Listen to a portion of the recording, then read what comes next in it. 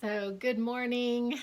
I was thinking this morning about how I was talking to my son about this article I had read about I think it was about Steve Jobs and President Obama, and it was about how they only had like 5 outfits so that they didn't have to make a decision because they had to make so many decisions during the day that they didn't want to have to make the decision about what to wear. And I was cracking up because because I can totally get that. I can totally understand that. It's like anyway, like like in the Jetsons where you stand there and then the clothes just go bloop right on. Anyway, so I wanted to share. I was so excited that I was reading. I was going back to my David Hawkins books, and this one is Transcending the Levels of Consciousness, the Pathway to Enlightenment. And I have to tell you that when I was studying these books, a lot of times I just had no idea what he was talking about. I mean, I really didn't. I would read it over and over and over again, and there's just no way that I was going to understand what he was talking about. And but when I read it this time, it was a lot better. I actually was able to somewhat understand what he was saying. And basically I was just so happy. He had made this graph, or it's not a graph. He had talked about like authentic spiritual states, and he had lined them up. He had lined them up against each other, like authentic spiritual state and pathological state. And I have been talking quite a bit in my videos about being viewed as pathological. Like I had been consistently by nearly everyone in my life viewed as being pathological, and I was just so happy because he was talking about this. But I wanted to start out with that talk about also when I was reading this again, I was still, because my brain was wired throughout my life, but like through my entire life, my brain was wired in such a way that I always saw myself to the negative. So when I would read this, when I would read his works, I would go in my mind that there's no way that I could be that. Like, and actually I have to say, I like, they're like, not I, like the aspect of God that I am, like I am the aspect of God. So in essence, it's not me, it's God. Anyway, so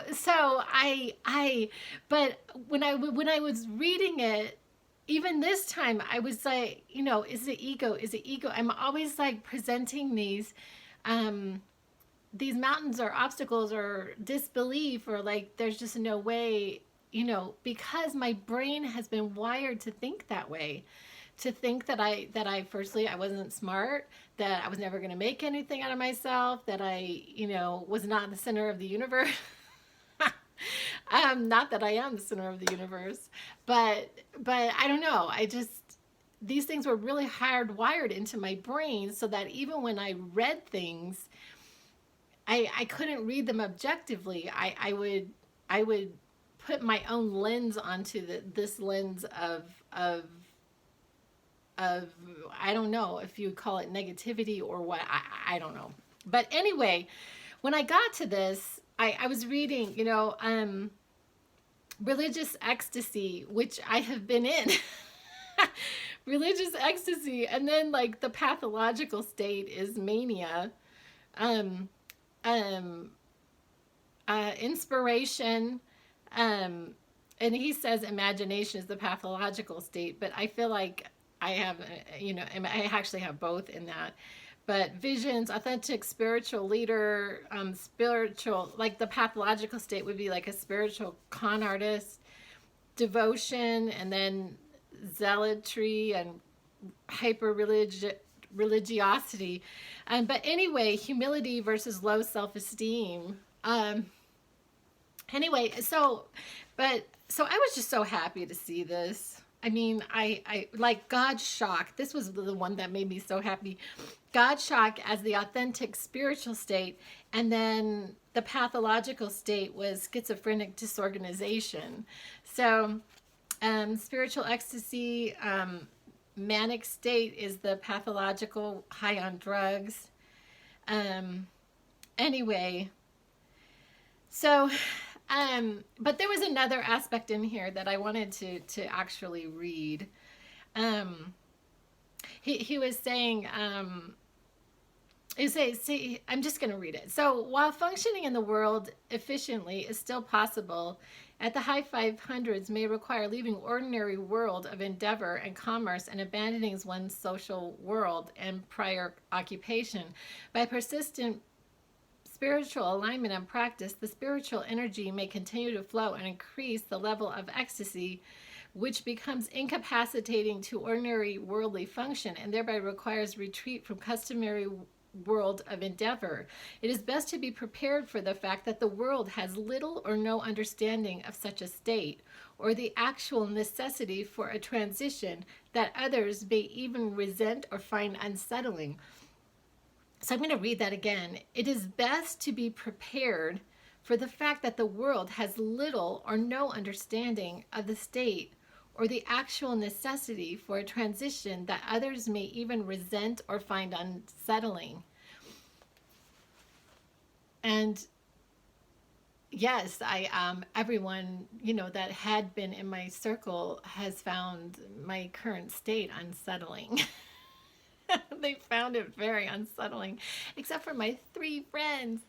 Anyway, and that has been like the hardest part. Like it's been just so weird because I've been so incredibly happy, like so incredibly joyful, so like um ecstatic and just peaceful and just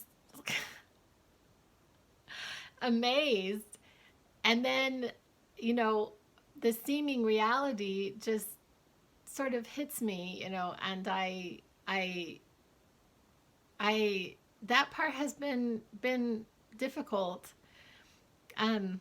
But having read this, I just know, I have said this before, that there's this knowingness. It's not that I think, and I've entertained all possibility. I mean, not all possibilities, but the possibility, like I've said before, that I'm dead, that I'm in a coma, in purgatory, that I've just gone completely crazy, or that I'm having this profound spiritual, or I don't even like the word spiritual, but God experience. And so I'm going to just stay with that. I'm going to stay with that. But I just wanted to share this because it just brought me so much peace to actually read that. And I may just read it every day for a while until it just gets really ingrained in my thoughts. But anyway, I'm going to go, and I have visits today. So I love you guys, and I will be back. Bye.